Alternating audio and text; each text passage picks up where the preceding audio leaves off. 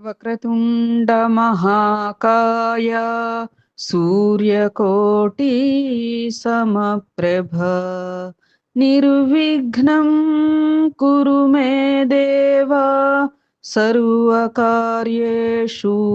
సర్వదా గురు బ్రహ్మా గురుర్విష్ణు గురుర్దేవో మహేశ్వరః గురు సాక్షాత్ పరబ్రహ్మ తస్మై శ్రీ గురవే నమః. శారదా శారదాంభోజ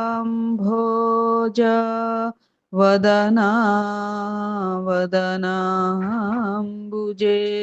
సర్వదా సర్వదాస్మాకం సన్నిధిః సన్నిధిం క్రియాత్. ఓం గం గణపతయే నమః. సద్గురవే నమః. శ్రీ మహాసరస్వత్యై నమః. శ్రీ సాయి లీలామృతం మనం తృతీయోధ్యాయానికి చేరుకున్నామమ్మా.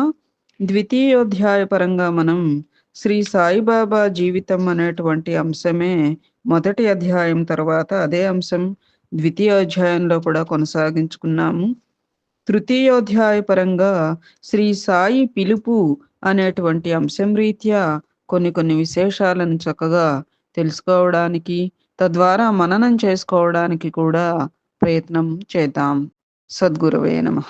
శ్రీ సాయి షిరిడీకి ఒక వైపున 3 మైళ్లలో ఉన్న రహతాకు, మరో దిక్కున 1 మైలులో ఉన్న నీమ్గాంకు తప్ప ఎన్నడూ ఎక్కడకు వెళ్ళలేదు. ఉపన్యాసాలు ఇయ్యలేదు. ప్రజలను ఆశ్చర్యపరిచే చిల్లర మహిమలు ఏవీ ప్రదర్శించలేదు. ప్రశ్నలు చెప్పలేదు. అయినా నానాటికి బాబా దర్శనం కోసం వచ్చే జనుల సంఖ్య పెరిగిపోతోంది. షిరిడి గొప్ప తీర్థక్షేత్రంగా రూపొందుతోంది. కానీ ఆయనను ఎందరు పూజిస్తున్నా ఆయన మాత్రము పేద ఫకీరుగానే జీవించినారు. తాను భగవంతుని బానిసనని, సర్వము చేసేది, ఆయన భక్తులను రక్షించేది ఆ భగవంతుడే అని అనేవారు. లేక అదంతా ఆయన గురువు యొక్క కృప అనేవారు. అయితే ఆయన దర్శనం కోసం అందరూ ఎలా వచ్చినట్టు అంతమంది ఎట్లా వచ్చారు మరి ఆయన దర్శనం కోసం అని ఒకప్పుడు ఆయనే ఇలా చెప్పారు: నా వద్దకెవరు వారికై వారే రారు, నేనే అనేక రీతుల వారిని రప్పించుకుంటాను అని. సాయి తన భక్తులను రక్షించడానికే తాము వచ్చామనేవారు లౌకికమైన కోరికలతో వారిని దర్శించరాదని ఒక భక్తుడు చెబుతూ ఉంటే ఆయన అన్నారు కదా, అలా చెప్పవద్దు. నా వద్దకు మొదట అందరూ అలానే వస్తారు. కోరికలు తీరి స్థాయి చిక్కాక నన్ను అనుసరించి సన్మార్గానికి వస్తారు అని చెప్పారు. మొదట మనందరికీ కూడా మనం లౌకికులం. ఎన్నో అవసరాలు, ఎన్నో మన యొక్క ఈప్సితాలు నెరవేరాల్సినటువంటి పరిస్థితులు మనకు ఉంటాయి. అవన్నీ కొంచెం అంటే మనకి తగు పరిధి మేర కూడా మనం ఆశించాలి.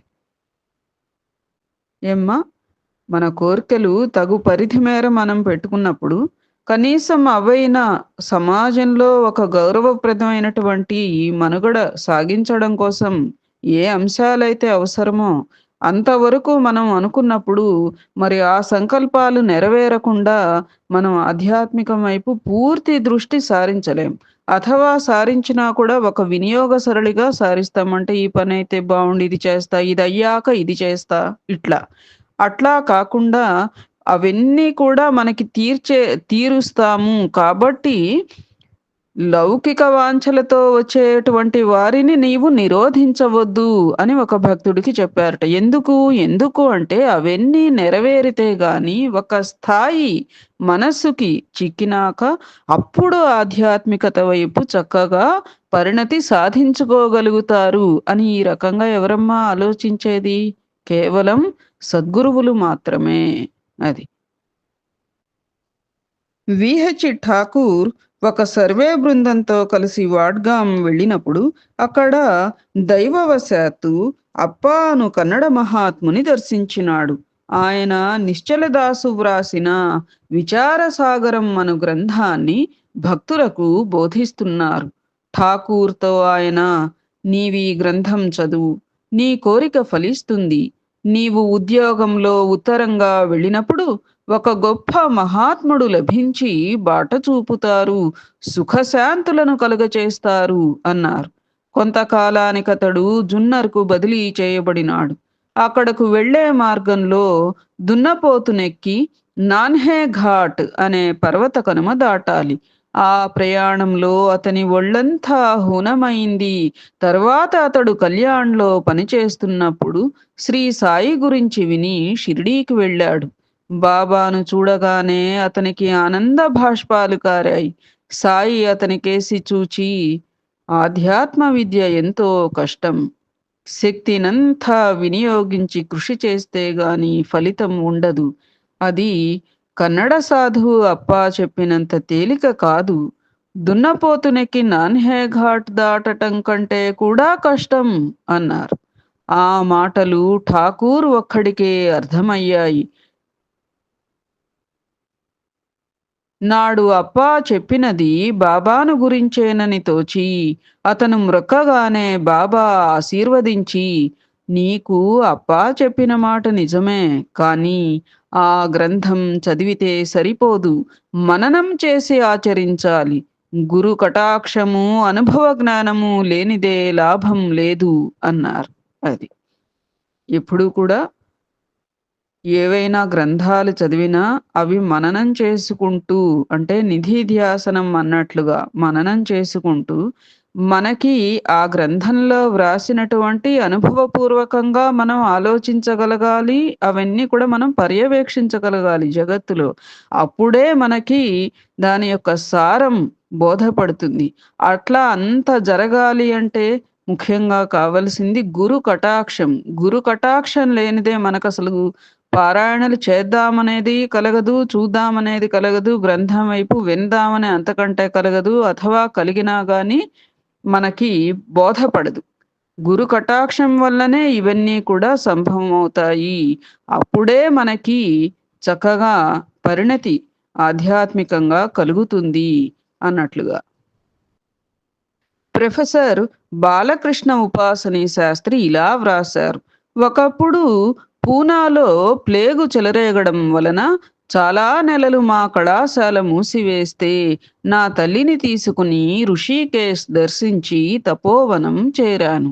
అక్కడ ఒక సాధువు నాకేసి చూచి, 'మీది సటవా గ్రామం గదా' అన్నారు. వారిని గురించి అడిగితే 'రేపురా చెప్తాను' అన్నారు. ఆ సంగతి విని మా అమ్మగారు ఆయన మా వంశగురువైన ఉద్ధవ మహారాజు కావచ్చేమో అని చెప్పి మరురోజు ఆయనను చూడాలని ఆమె కూడా వచ్చింది.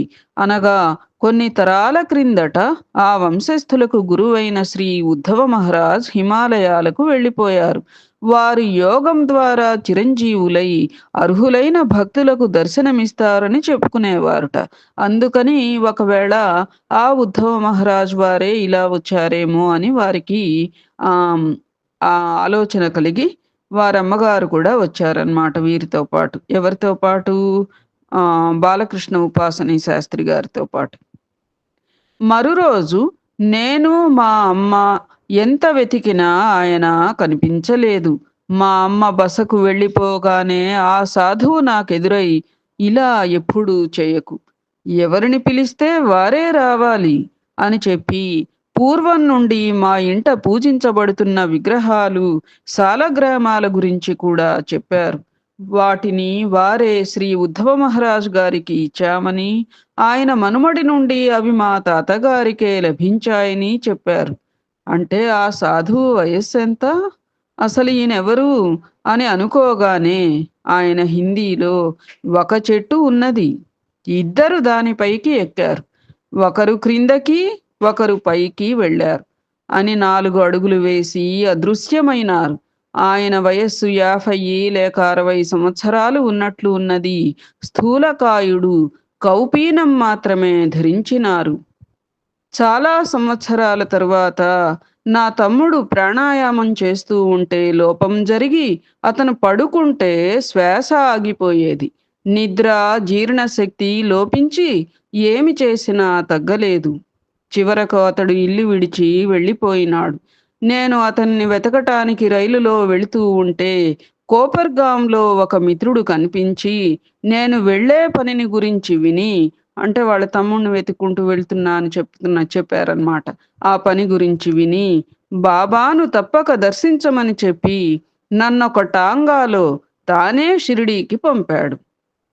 నేను మసీదుకు వెళ్ళగానే ధుని దగ్గర తన చుట్టూ తాను తిరుగుతున్న బాబాను చూచాను. నేను నమస్కరించగానే ఆయన ఖండోబా వద్దకు వెళ్ళు అని ఆదేశించారు. నేను బయటకు వచ్చి ఖండోబా ఆలయంలో ఒక సాధువు ఉన్నాడని విని అక్కడకు వెళ్ళాను. అక్కడ ఉన్నది నా తమ్ముడే. అతను సాయి ఆజ్ఞానుసారం అక్కడ ఉన్నానని చెప్పాడు. నేను మరల మసీదు చేరాక సాయి అందరినీ దక్షిణ అడుగుతూ నా వైపు కూడా చేయి చాపారు. నా దగ్గర డబ్బులు లేక నమస్కారమే దక్షిణగా సమర్పించాను. బాబా హిందీలో ఒక చెట్టున్నది, ఇద్దరు దానిపైకెక్కారు, ఒకరు క్రిందకి ఒకరు పైకి వెళ్ళారు అని నవ్వారు. నాకు వెంటనే తపోవన సాధువు గుర్తొచ్చారు. ఈ ఇద్దరికీ పోలికలున్నాయి. కానీ శాస్త్రి తపోవనం వెళ్ళే నాటికి బాబా మరి షిరిడీలోనే ఉన్నారు. అది సర్వాంతర్యామి కదా. ముస్లిం మహాత్ములెందరో బాబాపై భక్తితో తమ భక్తులను ఆయన వద్దకు ఆశీస్సుల కోసం పంపుతుండేవారు. ఇమాం భాయ్ ఛోటే ఖాన్కు ఉద్యోగంలో చిక్కులొస్తే నాందేడ్లోని దర్వేష్ షా అను ఫకీరును ఆశ్రయించాడు. ఆ సాధువు అతనితో బాబాను దర్శించమని చెప్పి ఆయన గొప్ప ఔలియా అనగా సిద్ధుడు అని తెలిపే మార్గం చెప్పాడు. ఏమిటిటా మార్గం?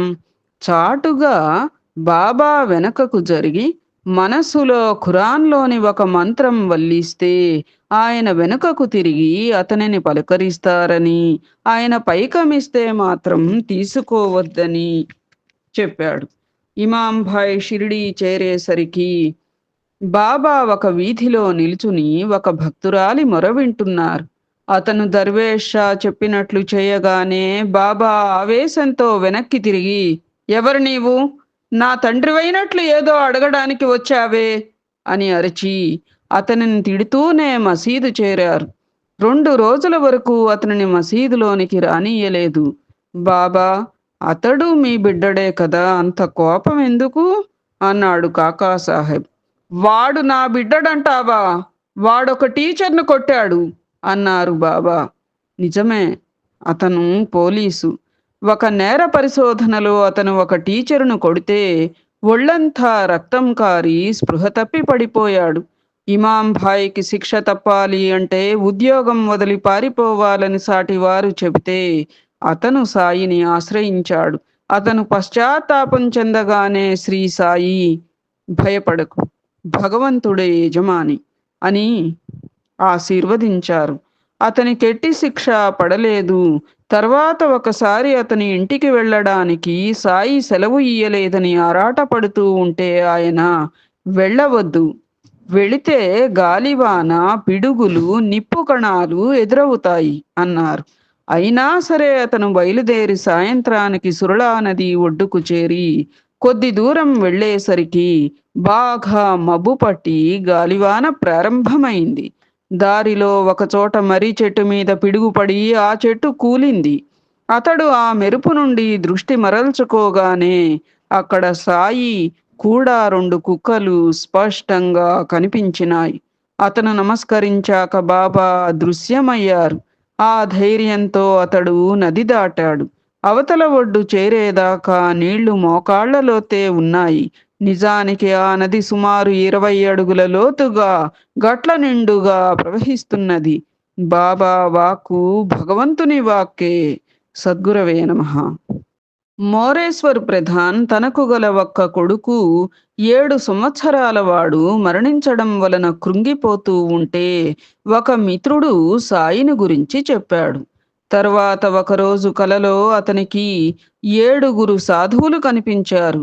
మీలో శ్రీ సాయి ఎవరు అని అడిగితే వారు ఒక ఫకీరుని చూపారు. తర్వాత అతను షిరిడీ వెళ్లి చూస్తే సాయి సరిగ్గా కలలో కనిపించినట్లే ఉన్నారు. ఆయన అతనిని ఎరుగుదునని చెప్పి బొంబాయిలోని అతని ఇల్లు, దొడ్లో చెట్లు కూడా వర్ణించారు. తర్వాత అతనిని చూచి, ఎందుకీ పిచ్చివాడు తన కొడుకుని నేను చంపానని నిందిస్తాడు? చావడమంటే భూమిలోనికి పోవడమే కదా! అంత మాత్రానికే ఎల్లకాలం ఏడుస్తూ కూర్చోవాలా? అన్నారు. ఎండబ్ల్యూ ప్రధాని ఇంట్లో నిత్యము పూజ చేసే మాధవ్ భట్ అనే పూజారికి ఆ దంపతులు ఫకీరైన సాయిని పూజించటం గిట్టేది కాదు. ఒకప్పుడు వాళ్ళ బాబుకు తీవ్రంగా జ్వరమొచ్చి ఏ మందుకు తగ్గలేదు. హిందూ దేవుళ్ళ కోపమే అందుకు కారణమని, సాయిని పూజించడం మాననిదే తగ్గదని భట్టు అన్నాడు. ఆ రాత్రే అతనికి కలలో శ్రీ సాయి ఆ ఇంటి మెట్లపై కూర్చుని సటకాను ఊగిస్తూ కనిపించి, ఏమనుకుంటున్నావు? ఈ ఇంటికి యజమానిని నేనే అన్నారు. మొదట ఆ సంగతి భట్టెవ్వరికీ చెప్పలేదు. అతడు ఎంత జపం చేసినా బిడ్డకు వ్యాధి తగ్గకపోయేసరికి ఒకరోజు అతను సాయి పటం ముందు నిలిచి, మీరే దత్తాత్రేయులైతే ఈ బిడ్డడి వ్యాధి త్వరలో తగ్గిపోవాలి అని ప్రార్థించినాడు. కొద్దిసేపట్లో అలానే తగ్గింది. నాటి నుండి దత్తాత్రేయుడే శ్రీ సాయి అని నమ్మి పూజించసాగాడు మాధవ భట్. ఈఎం ముల్కీ అనే నాస్తికుడు మహనీయుల పటాలు కూడా చూచేవాడు కాదు. అతడి అన్న బాబా భక్తుడు. ముల్కీకి 1916లో తీవ్రంగా జబ్బు చేసి చావు తప్పదన్న భయం కలిగింది. నాటి రాత్రి కలలో ఒక ఫకీరు కనిపించి, నా దర్శనానికి వస్తానంటే నీకు జబ్బు తగ్గుతుంది అని చెప్పి అతను మాట ఇయ్యగానే అంతర్ధానమయ్యారు. అందుకు అతను భయపడి కేక పెట్టాడు. అతని వదినగారు కారణం తెలుసుకుని అతనికి బాబా పటం చూపింది. అతనికి దర్శనమిచ్చింది వారే. ఆ రోజే జ్వరం తగ్గింది. త్వరలో అతను సాయిని దర్శించుకున్నాడు. అతనికి కలలో కనిపించింది సాయియే. కస్టమ్స్ శాఖలో పనిచేస్తున్న తోసరుకు 1895లో ఒకనాటి రాత్రి కలలో ఎవరో మహాత్ముడు కనిపిస్తే వారినే తన గురువుగా స్మరించుకోసాగాడు. అతను 1910లో దాసగను చేసిన సంకీర్తనలలో బాబాను గురించి విని షిరిడీ వెళ్ళాడు. తనకు స్వప్న దర్శనమిచ్చినది వారే అని గుర్తించినాడు. తరువాత ఇతడే శ్రీ వాసుదేవానంద సరస్వతి స్వామి వద్ద సన్యాసం తీసుకుని నారాయణాశ్రంగా ప్రసిద్ధికెక్కాడు.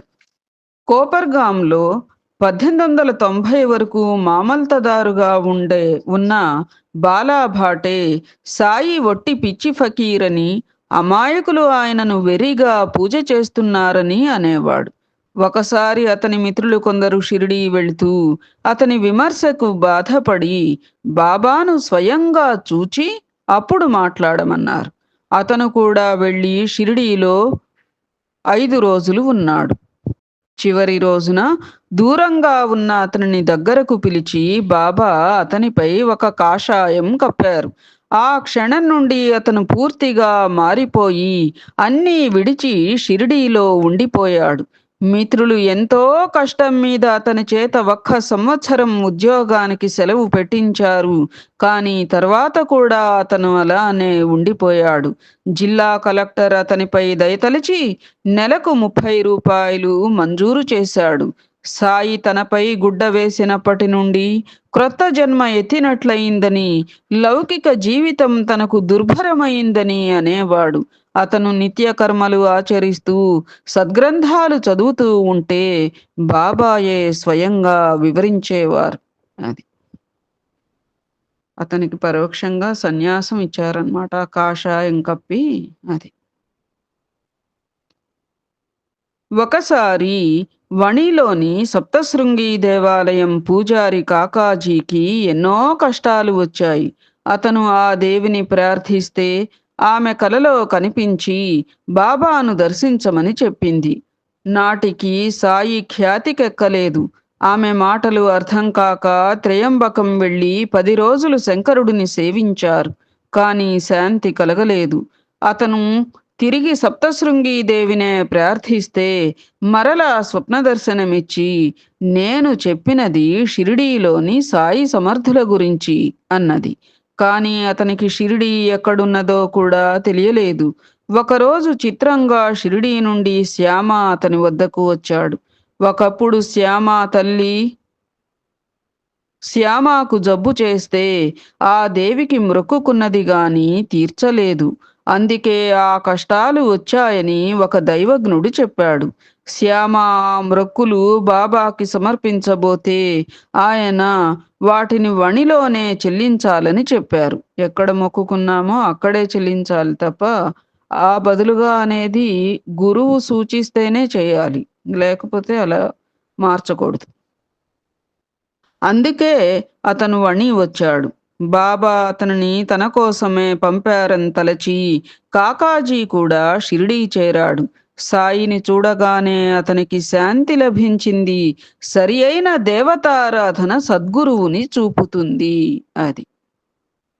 ఇట్లాంటి అంశమే మనం గురుచరిత్రలో కూడా చదువుకున్నాం కదా. తెల్ల కుష్టు వ్యాధిగ్రస్తుల్ని అమ్మవారు శ్రీగురుని వద్దకు పంపుతుంది. అక్కడ ఔదుంబరం కింద ఉన్నటువంటి శ్రీగురుని గురించి నేను చెప్పేది అని చెప్పి కూడా మరలా పంపిస్తారు కదా. ఆ అంశం జ్ఞాపకం వస్తాను. షేవడే తన న్యాయశాస్త్ర పరీక్షలకు ముందు సాయిని దర్శిస్తే ఆయన పరీక్షలో పేసవుతావు అని ఆశీర్వదించారు. అతను పరీక్ష బాగా రాయలేదు, కానీ బాబా మాటనే నమ్ముకున్నాడు. అతను బాగా వ్రాయకపోతే సాయి కూడా ఏమీ చేయలేరని అతని సహపాఠి సపత్నేకర్ అన్నాడు. కానీ షేవడే పేసైనాడు. తర్వాత సపత్నేకర్ న్యాయవాదిగా అక్కల్కోటలో స్థిరపడినాక అతని కొడుకు చనిపోయినాడు. ఎన్ని యాత్రలు చేసినా ఆ దంపతులకు శాంతి కలగలేదు. అలనాడు షేవడే చెప్పినది జ్ఞాపకం వచ్చి అతను సాయిని దర్శించినాడు. అతను నమస్కరించగానే సాయి పో ఇక్కడి నుండి అని కసిరారు. అతని పట్ల బాబాను ప్రసన్నులను చేయగోరి బాలా షింపి అను భక్తుడు ఒక సాయి పటం తెచ్చి బాబాకు చూపి ఇదెవరిది అన్నాడు. ఆయన నవ్వి సపత్నేకరును చూపుతూ అతని ప్రియుడిది అన్నారు. అందరూ నవ్వారు. అప్పుడు ఆయనకు నమస్కరించుకోమని షింపి సైగ చేయగానే సపత్నేకర్ నమస్కరించాడు. కాని బాబా మరలా కసిరారు. అతడు నిరాశతో ఇల్లు చేరి మనశ్శాంతి కోసం కాశీ వెళ్ళదలిచాడు. ఆ ముందటి రాత్రి అతని భార్యకు ఒక కల వచ్చింది. ఆమె మంచినీటి చెరువుకు వెళుతూ ఉంటే ఒక చెట్టు క్రింద ఫకీరు కనిపించి, అమ్మా, నీకెందుకు ఆ బాధ? నీరు నేను తెచ్చిపెడతాను అని ముందుకొచ్చాడు. ఆమె భయంతో పారిపోతూ ఉంటే ఆ ఫకీరు వెంట వచ్చాడు. అది తమను షిరిడీ రమ్మన్న సందేశమని తలచి ఆ దంపతులు షిరిడీ చేరారు. అప్పుడే లిండి నుండి వస్తున్న బాబాను చూస్తూనే తనకు స్వప్నంలో కనిపించినది వారేనని ఆమె గుర్తించింది. తర్వాత మసీదు చేరాక సాయి, అమ్మా, ఎంతో కాలంగా నా చేతులు, కడుపు, నడుము నొప్పి పుడుతున్నాయమ్మా. ఈ క్షణంలో చిత్రంగా తగ్గిపోయాయి అని ఎంతో మధురంగా నవ్వారు. నిజానికి అలా జరిగినది ఆమెకే. తానడుగకనే తన బాధలను గుర్తించి తొలగించినటువంటి ఆయన శక్తికి ఆమె ఆశ్చర్యపోయింది. కాని సపత్నేకర్ నమస్కరించుకోగానే బాబా కసిరారు. గతంలోని తన తప్పిదాలకే బాబా కసురుకున్నారని గుర్తించి మసీదులో ఆయన ఒక్కరే ఉన్నప్పుడు వెళ్లి శరణు వేడాడు. ఈసారి ఆయన ప్రేమతో తలనిమిరారు. ఇంతలో ఒక గొర్రెల కాపరి వచ్చి బాబాకు నడుము పిసకనారంభించింది. ఆమెతో బాబా ఒక వర్తకుని కథ చెప్పారు. అది సపత్నేకర్ కథే. చివరికి అతనిని చూపి, నేను తన బిడ్డను చంపానని వీడు నన్ను నిందిస్తున్నాడు. నేనలా చంపుతానా? ఈ మసీదులో కాలు పెట్టాక కూడా ఇంకా దుఃఖిస్తున్నాడెందుకు? మరలా ఆ బిడ్డనే ఆ తల్లి గర్భంలోనే ఉంచుతాను అన్నారు. అతను నమస్కరించగానే, ఆద్యంతాలు లేని ఈ పాదాలు పరమ పవిత్రమైనవి. నాపై పూర్తి విశ్వాసముంచు, నీ కోరిక నెరవేరుతుంది అన్నారు. మర్నాడు అతడు జనంలో త్రోసుకు వస్తుంటే చూచి, హృదయపూర్వకమైన ఆ నమస్కారం ఒక్కటే చాలు, ఎందుకిన్నిసార్లు అన్నారు. భక్తిని నిలుపుకొనడమే నిజమైన నమస్కారం. చివరకు వాళ్ళు సెలవు కోరినప్పుడు అతనికొక కొబ్బరికాయను ఇచ్చి, ఇది నీ భార్యకివ్వు, సంతోషంగా బయలుదేరండి అని ఆశీర్వదించారు. సంవత్సరంలోగా వారికి కొడుకు పుట్టాడు.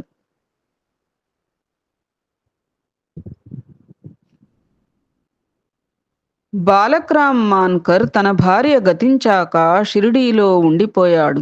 ఒకరోజు బాబా అతనికి 12 రూపాయలు ఇచ్చి, మత్స్యేంద్రనాథుడు తపస్సు చేసిన మచ్చేంద్రగఢ్లో కొంతకాలం ఉండమని చెప్పి, అక్కడ కూడా నీకు దర్శనమిస్తాను అన్నారు.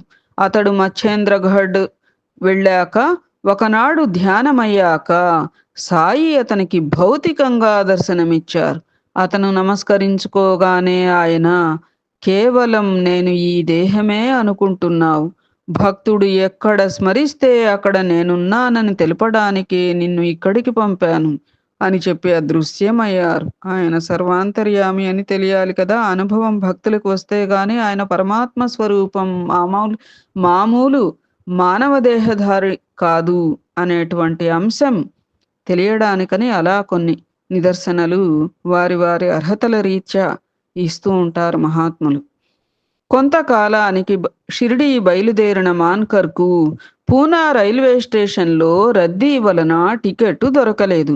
ఇంతలో ఒక వ్యక్తి తన వద్దనున్న టికెట్టు అతనికి ఇచ్చి పైకమిచ్చేలోగానే అదృశ్యమైనాడు. లాలా లక్ష్మీ చెందుకు 1910లో ఒక రోజున కలలో గడ్డమున్న ఒక వృద్ధ ఫకీరు, ఆయన చుట్టూ భక్తులు కనిపించినారు. ఒకసారి హరికథ చెబుతున్న దాసగను ప్రక్కన బాబా పటం చూచి తనకు దర్శనమిచ్చినది వారే అని గుర్తించినాడు. సాయి లీలలు విని అతను షిరిడీ వెళ్ళాలనుకుంటూ ఉంటే మిత్రుడు శంకర్రావు అతనిని కూడా షిరిడీ రమ్మని పిలిచాడు. లక్ష్మీచంద్ 15 రూపాయలు అప్పు తీసుకుని బయలుదేరాడు. రైలులో కొందరు భక్తులతో కలిసి వీరు కూడా భజన చేశారు. తర్వాత షిరిడీకి చెందిన ముస్లింలు కనిపిస్తే వారిని బాబా గురించే అడిగారు. లక్ష్మీచంద్ షిరిడీ చేరాక సాయి అతనిని చూపి, వీడెంత టక్కరి, ఒక వంక భజన చేస్తూనే నన్ను గురించి ఇతరులను అడుగుతాడు, ఏదైనా మనమే చూచి తెలుసుకోవాలి అని అతనితో, నీ కల నిజమైందా లేదా, అప్పు చేసి ఎందుకు షిరిడీ రావడం అన్నారు. అది అందుకనే ఇతరులు చెప్పే మంచి విషయాల్ని మనం తీసుకోవచ్చు. అంత జ్ఞానవంతులమై తీసుకోగలిగితే మంచిదే. లేని పక్షాన మనకి కలిగినటువంటి మంచి అనుభూతుల్ని కూడా మరి మనం ఇతరులని గురించి పదే పదే అడుగుతూ ఉన్నామనుకో, వాళ్ళు ఇంకోటేదన్నా చెప్తే మనకి కొంచెం కలత చెందుతుంది మనస్సు కదా! అందుకని మనకి కలిగినటువంటి అనుభూతులు, అనుభవాలని ఎప్పుడూ కూడా మనం మరిచిపోకుండా ఆ అంశంలో ఎమరపాటు చెందకుండా ఉండాలి అన్నట్లుగా. తర్వాత అప్పు చేసి షిరిడీ రావడం ఎందుకు అంటున్నారు. అంటే దైవ పితృకార్యాలకి గాని, ఎప్పుడూ కూడా సంతోషాలకి, పండగ పబ్బాలకి, దైవ పితృకార్యాలకి ముఖ్యంగా అప్పు చేయకూడదు అనేది శాస్త్రవాక్యంగా కూడా ఆ రీతిగా అడిగి ఉంటారు కదమ్మా! ఒకసారి మద్రాసు నుండి కాశీ వెళ్తున్న భజన బృందం సాయిని దర్శించి భజన చేశారు. అందరూ బాబా ఇచ్చే కానుకల కోసం చేస్తే లక్ష్మి అనే ఆమె మాత్రం భక్తితో చేసింది. నాటి మధ్యాహ్నం సాయి ఆమెకు శ్రీరామునిగా దర్శనమిచ్చారు. కానీ అది ఆమె భ్రమేనని ఆమె భర్త గోవిందస్వామి అన్నారు. నాటి రాత్రి అతనికి ఒక చిత్రమైన స్వప్నం వచ్చింది. అతనికి పోలీసులు సంకెళ్ళు వేస్తూ ఉంటే సాయి చూస్తున్నారు. అతడు తనను రక్షించమంటే పాపం అనుభవించక తప్పదు అన్నారు బాబా. ఆ పాపాన్ని దహించి వేయమని అతను కోరాడు. అతనికి అంత విశ్వాసం ఉంటే కన్ను మూసి తెరవమన్నారు శ్రీ సాయి. అలా చేయగానే అతను విడుదలై పోలీసులు చచ్చిపడి ఉన్నారు. అతడు సాయి చేసిన మేలు మరచి సంతోషిస్తూ ఉంటే బాబా, వీరిని చంపినందుకు నీకు శిక్ష పడుతుందిలే అన్నారు. అతను భయంతో బాబా కాళ్ళు పట్టుకున్నాడు.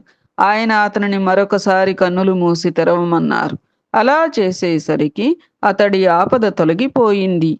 కృతజ్ఞతతో అతను నమస్కరించగానే, మొదటి నమస్కారానికి దీనికి భేదం ఉందా అన్నారు. అంటే మొదట ఆయన ముస్లిం అన్న శంకతోనూ, కానుకలపై ఆశతోనూ నమస్కరించారు. రెండవ నమస్కారం ఏమిటి? విశ్వాసంతో నమస్కరించాడు. అది, నీవు చాటుగా పంజా, తాబూత్ వంటి ముస్లిం ప్రతీకలను పూజిస్తావు కదా అని అడిగారు బాబా. అతను సిగ్గుపడి తన గురువైన సమర్థ రామదాస స్వామి దర్శనం కోరాడు. సాయి అతనిని వెనుకకు తిరిగి చూడమన్నారు. చూస్తే అక్కడ ఆ స్వామి కనిపించి అతను నమస్కరించాక అదృశ్యమయ్యారు. అప్పుడతడు, బాబా, మీరెంతో వృద్ధులు, మీ వయస్సెంత అన్నాడు. ఏమిటి, నేను వృద్ధుడినా? నాతో పరిగెత్తు చూస్తాను అని సాయి పరిగెత్తి అదృశ్యమయ్యారు. అంతటితో అతనికి బాబాపై భక్తి కలిగింది. ఈ కలలోని బోధయే ఆయన ఇచ్చే అసలైన కానుక. అది. సద్గురవే నమః. ఏతత్ఫలం సర్వం సద్గురు చరణారవిందార్పణమస్తు. తృతీయోధ్యాయం సంపూర్ణం. జై శ్రీరామ్. జై జై సాయి మాస్టర్.